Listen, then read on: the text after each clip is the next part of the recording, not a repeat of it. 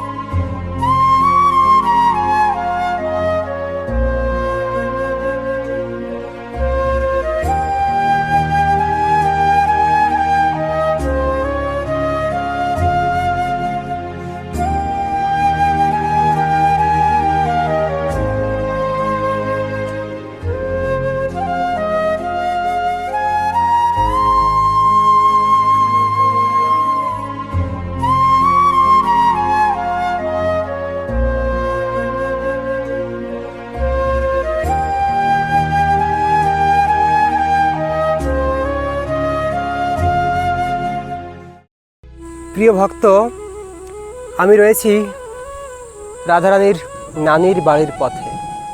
আকাশে উপরে মেঘ গুড়গুড় করছে, এক্ষুনি বৃষ্টি হবে মনে হচ্ছে। আর যখন বৃষ্টির সময় হয় তখন ময়ূরেরা নৃত্য করতে শুরু করে ব্রজের ভূমিতে। আর আজ সেই দৃশ্য আপনাদেরকে দেখাতে নিয়ে যাব জঙ্গলের মাঝে। এটি মুখরায়ের সেই জঙ্গল, যে জঙ্গলে রাধারানী, মুখরা দেবী এবং মা কীর্তিদা বিহার করেছিল। বনবিহারের সেই লীলাস্থলী, সেই মুখরায়ের জঙ্গল আজও আগের মতো রয়েছে। আজও সেই প্রাচীন বৃক্ষ রয়েছে, সেগুলো আমরা এখন দর্শন করব। তো চলুন, আসুন জঙ্গলের মধ্যে যাই আর সেই অপ্রাকৃত দৃশ্য দর্শন করি, যেখানে বৃক্ষের উপরে ময়ূর দাঁড়িয়ে থাকে সেই দৃশ্য এই জঙ্গলের মধ্যে দেখতে পাবেন। আসুন না, সেই দৃশ্য আমরা দর্শন করি। এই যে দেখুন, এই হচ্ছে বৃক্ষ আর বৃক্ষের উপরে ময়ূর বসে আছে। এই যে দেখুন, কি অদ্ভুত এই দৃশ্য। এই যে পড়ে গেল, নিচু থেকে উপরের ডালে গিয়ে বসে আছে ময়ূর। কি অপূর্ব দৃশ্য। আর এই যে জঙ্গল, এই জঙ্গলে কিন্তু প্রচুর ময়ূর আছে। তো আমরা ধীরে ধীরে জঙ্গলের মাঝে প্রবেশ করব আর দেখতে পাবো যে কত ময়ূর এই জঙ্গলে আজও ঘুরে বেড়ায়। আজও কৃষ্ণের স্মৃতি নিয়ে তারা এখানে বিচরণ করে বেড়াচ্ছে। আজ এই ময়ূরের চলাচল দেখলে মনে হয় যে না, প্রভু আছেন, প্রভু এই বৃন্দাবনের মধ্যে রয়েছেন। এই বৃন্দাবনের জঙ্গলে আজও তিনি বিহার করেন। কেননা এই যে ময়ূর, তাদের যে দিব্য সৌন্দর্য, তারা যে ধীরে ধীরে হেঁটে চলেছে এই ব্রজের বনপথ দিয়ে। আর এগুলোই, এই দৃশ্য, এই অপ্রাকৃত দৃশ্যই যেন প্রমাণ দেয় যে প্রভু আছেন এই জঙ্গলের। হয়তো ওপাশে গেলে, হয়তো ওদিকে গেলেই প্রভুকে দেখতে পাওয়া যাবে, হয়তো কোনো গাছের আড়ালে লুকিয়ে রয়েছে হয়তো। এরূপ বাক রুদ্ধ করা এই মুখরায়ের গ্রাম, এই গ্রাম আজও দেখুন কতটা জীবন্ত, কতটা সৌন্দর্য। আজও সেই প্রাকৃতিক পরিবেশ আজ এখানে রয়েছে, কোনো আধুনিকতার ছোঁয়া এখানে নাই। আর এই প্রাকৃতিক প্রকৃতির স্রষ্টা স্বয়ং ভগবান শ্রীকৃষ্ণ নন্দনন্দন, তিনি এই প্রকৃতির মাঝেই রয়েছেন। প্রতিটা বৃক্ষ, প্রতিটা লতা, গুল্ম, পাতা এই ব্রজের যেন কেবল কৃষ্ণকেই খুঁজে চলেছে। দেখুন ব্রজের পথ কত মধুর। এখানে হাঁটলেই আপনার দর্শন হবে ময়ূরের। এভাবে প্রত্যেকটা রাস্তার পাশে লেজ লম্বা করে দাঁড়িয়ে থাকতে দেখবেন। কি দিব্য দর্শন! এই সকল দর্শন সরজমিনে এভাবে দর্শন হবে এই মুখরায়ের গ্রামে। দেখুন, নড়ছে না, সোজা দাঁড়িয়ে রয়েছে। নানির বাড়ির এলাকা, নানির গ্রামের এই ময়ূর, এই দেখুন কেবলই ঝোপের ভিতরে ঢুকে গেল। তো কি অদ্ভুত! নানির গ্রামের ময়ূরগুলো যেন কতটা শান্ত, কতটা সুন্দর। তারা যেন দর্শন দিচ্ছে, তারা যেন আমাদেরকে আনন্দ দান করার জন্য এই স্থানে বিচরণ করছে। দেখুন কি সুন্দর প্রাকৃতিক পরিবেশের মাঝে হেঁটে বেড়াচ্ছে ময়ূর। বৃন্দাবনের এই ভূমি অতি পবিত্র। এটি সেই ভূমি যেখানে শ্রীমতী রাধারানীর 3 প্রজন্ম যে স্থানে বাস করেছেন দীর্ঘকাল। এটি মুখরা দেবীর গ্রাম, তার নাম অনুসারে এই গ্রামের নাম মুখরাই। আর এই স্থানে মা কীর্তিদা আবির্ভূত হয়েছিলেন এবং শ্রীমতী রাধারানীর শৈশবের বাল্যলীলা করেছিলেন এই গ্রামে। আর আজও তাই এই রজে মিশে আছে প্রাণেশ্বরীর সেই রাঙা চরণের ধুলি। ব্রজের পথে চলতে গেলে মনে পড়ে নরোত্তম ঠাকুরের কথা, যিনি সেই খেতুরি ধামে দাঁড়িয়ে লিখেছিলেন এই বৃন্দাবনের কথা।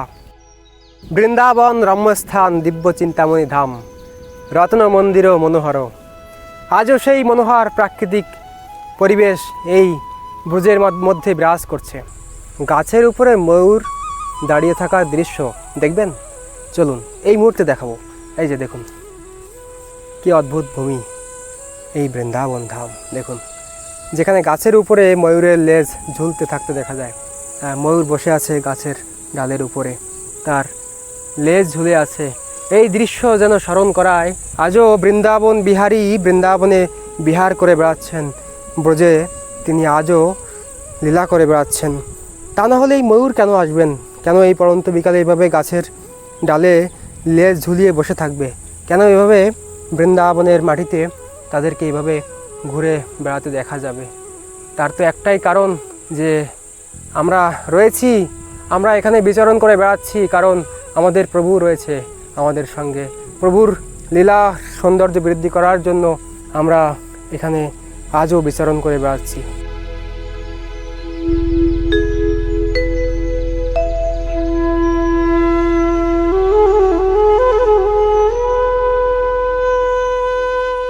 গোবর্ধন থেকে মুখরাই যাওয়ার পথে একটি দিব্য লীলাস্থলের দর্শন মেলে।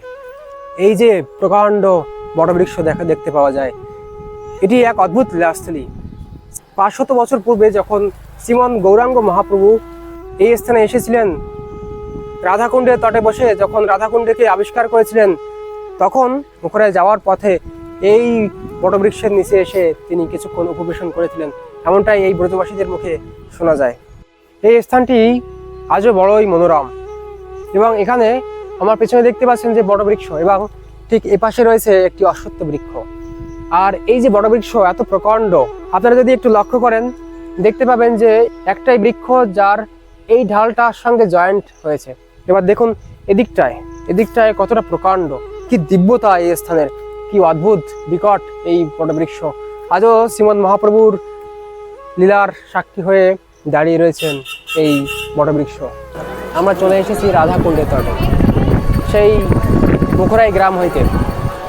তো আজকের রাধাকুণ্ডের এই লীলাস্থলে আমরা দর্শন করব, এবং এই কুণ্ডে প্রতিদিন সন্ধ্যা আরতি হয়ে থাকে, আপনারা সকলে জানেন। সেই সন্ধ্যা আরতির দিব্য দর্শন আজকে আমরা করব। এটি হচ্ছে আরেট গ্রাম।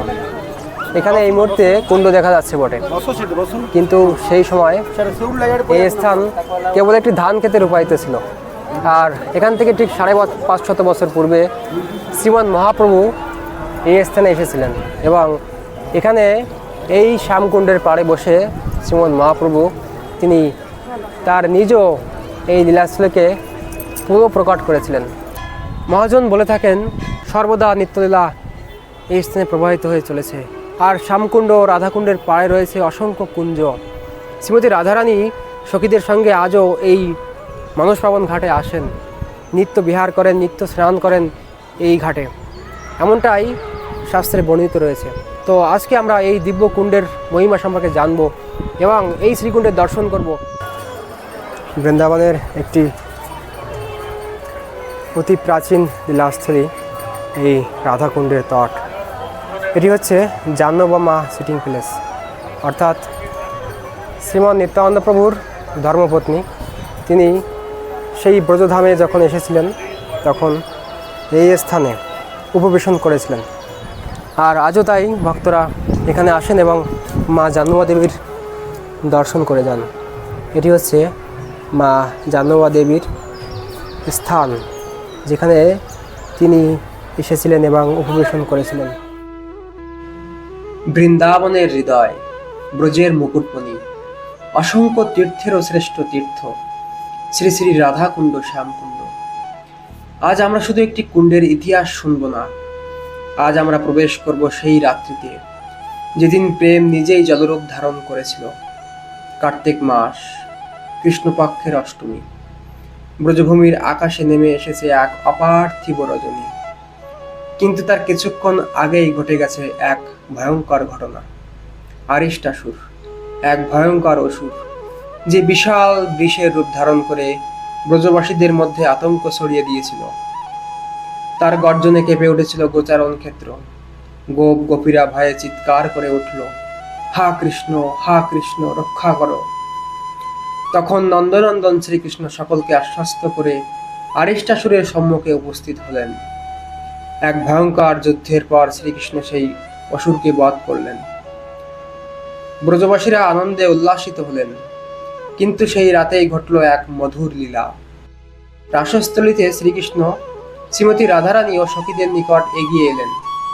তিনি ভাবলেন, আজ প্রিয়াজির সান্নিধ্যে কিছু মধুর কৌতুক হবে। কিন্তু রাধারানী মৃদু হাসি দিয়ে পিছিয়ে গেলেন। তিনি বললেন, শ্যাম, আজ আমাকে স্পর্শ করো না। তুমি আজ গোহত্যা করেছ, তুমি অপবিত্র হয়ে গেছ। কৃষ্ণ বিস্মিত হয়ে বললেন, প্রিয়ে, সে তো বৃষ নয়, সে ছিল এক অসুর। কিন্তু সখীগণও রাধারানীর পক্ষ নিলেন। তারা বললেন, রূপ তো বিষেরই ছিল, অতএব তোমার পাপ মুক্তির প্রয়োজন। তখন শ্রীকৃষ্ণ হাসলেন, সেই চিরচেনা মোহন হাসি, আর বললেন, বলো, আমি কিভাবে পাপ মুক্ত হব? সখীগণ উত্তর দিলেন, ত্রিভুবনের সমস্ত তীর্থে স্নান করলেই তবে তুমি মুক্ত হতে পারবে। কৃষ্ণ তখন মৃদু হাসলেন, কারণ তিনি তো ত্রিভুবনের অধীশ্বর। তিনি বললেন, ত্রিভুবনের সমস্ত তীর্থ? তবে দেখো, এখনই আমি তাদেরকে এখানে নিয়ে আসছি। এই বলে শ্রীকৃষ্ণ তার চরণ দিয়ে ভূমিতে আঘাত করলেন। মুহূর্তেই ভূগর্ভ বিদীর্ণ হয়ে গেল। গঙ্গা, যমুনা, সরস্বতী, গোদাবরী, প্রয়াগ, পুষ্কর, ত্রিভুবনের সমস্ত তীর্থ দিব্য মূর্তি ধারণ করে উপস্থিত হলেন। তারা করজোড়ায় প্রণাম করে বললেন, প্রভু, আপনার আহ্বানে আমরা উপস্থিত হয়েছি। সেই জলেই পূর্ণ হলো শ্রীকৃষ্ণের কুণ্ড, এবং সেই কুণ্ডই শ্যামকুণ্ড। কৃষ্ণ তখন রাধারানীর দিকে তাকিয়ে মৃদু কৌতুকে বললেন, প্রিয়ে, এখন তো আমি পবিত্র হলাম। রাধারানীও তখন হাসলেন, কিন্তু তিনি তো প্রেমের সম্রাজ্ঞী। তিনি বললেন, কুণ্ড হয়েছে তো কি হয়েছে, আমরাও আমাদের নিজস্ব কুণ্ড নির্মাণ করব। সঙ্গে সঙ্গে ললিতা, বিশাখা এবং অষ্টসখীগণ নিজেদের কোমল হাতে ভূমি খনন করতে শুরু করলেন। দেখতে দেখতে এক অপূর্ব সরোবরের সৃষ্টি হলো। এটাই শ্রী রাধাকুণ্ড। কিন্তু তখনও সেখানে জল ছিল না। কৃষ্ণ বললেন, আমার কুণ্ডের জল এনে ভরে নাও।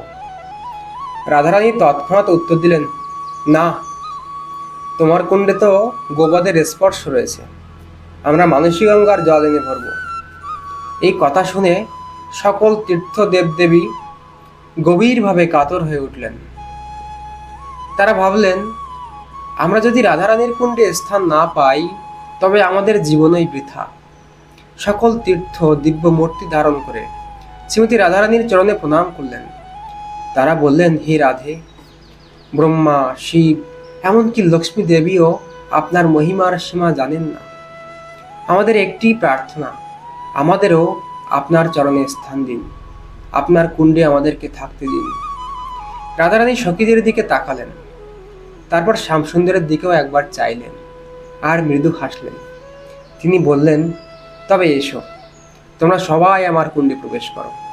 সেই মুহূর্তে শ্যামকুণ্ড ও রাধাকুণ্ডের মধ্যবর্তী ভূমি ভেদ করে ত্রিভুবনের সমস্ত তীর্থধারা প্রবাহিত হয়ে রাধাকুণ্ডকে পূর্ণ করে দিল, এবং প্রেমের ইতিহাসে এক নতুন অধ্যায়ের সূচনা হলো।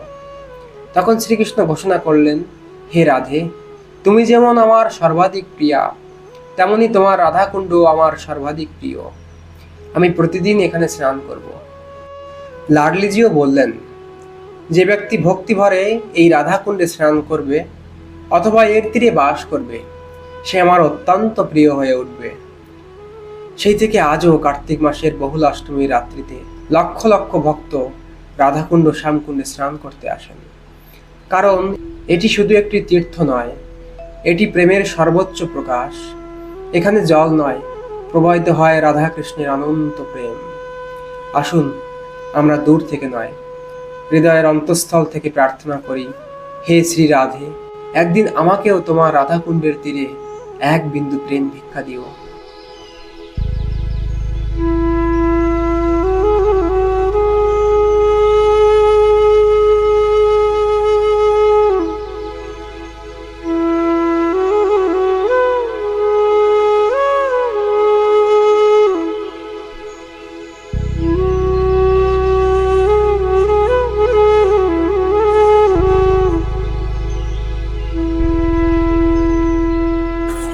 তো প্রিয় ভক্তবৃন্দ, এখন সন্ধ্যা হয়ে গেছে আর কুণ্ডের তটে আরতি শুরু হয়ে গেছে।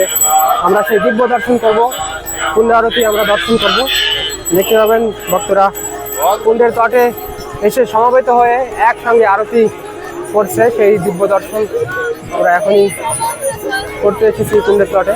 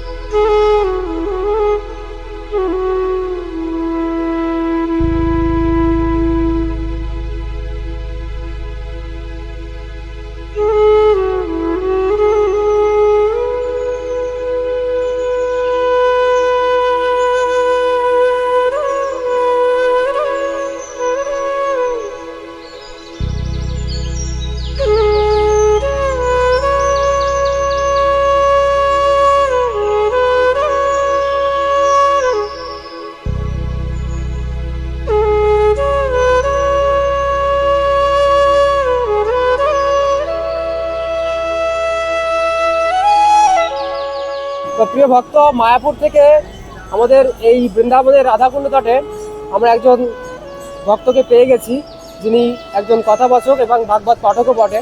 তো তার শ্রীমুখে আমরা আজকের এই বৃন্দাবনের মহিমা কথা কিছু শ্রবণ করব। তিনি এখানে এসেছেন এবং এই ব্রজে কিছু অনুভব তিনি আমাদের মাঝে ব্যক্ত করবেন। হরে কৃষ্ণ। আমাদের স্বরগোস্বামীদের মধ্যে রূপ গোস্বামী তিনি অন্যতম। তিনি তার উপদেশামৃত গ্রন্থের 10ম শ্লোকে তিনি বর্ণনা করেছেন যে এই জগতের মধ্যে সর্বশ্রেষ্ঠ স্থান হচ্ছে ভারতভূমি, ভারতভূমির মধ্যে সর্বশ্রেষ্ঠ স্থান হচ্ছে 84 ক্রোশ ব্রজমণ্ডল ভূমি, 84 ক্রোশ ব্রজমণ্ডল ভূমির মধ্যে সর্বশ্রেষ্ঠ স্থান গোবর্ধন, এবং গোবর্ধনের মধ্যে অন্যতম যে গোবর্ধনের যে স্থান সে হচ্ছে রাধাকুণ্ড। তো সারা বিশ্ব নয়, এই মহাবিশ্ব নয়, এই অখিল বিশ্ব ব্রহ্মাণ্ডের সমস্ত দেবদেবীগণ এই রাধাকুণ্ডের বন্দনা তাদের মুখে করে শেষ করতে পারে না। আমি আর কি অধম কি বলবো। ভগবান শ্রীকৃষ্ণ স্বয়ং বলেছেন, রাধাকুণ্ডে যে একবার করে স্নান, আমি কৃষ্ণ রাধা সমপ্রেম তারে করি দান।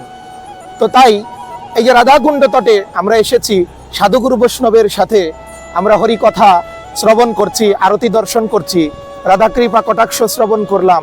তো তাই এই পুরুষোত্তম মাসে যে বা যাহারা যেখানেই থাকুন, অবশ্যই শ্যামকুণ্ড রাধাকুণ্ড দর্শন করে এই দুর্লভ মনুষ্য জনমকে ধন্য করবেন।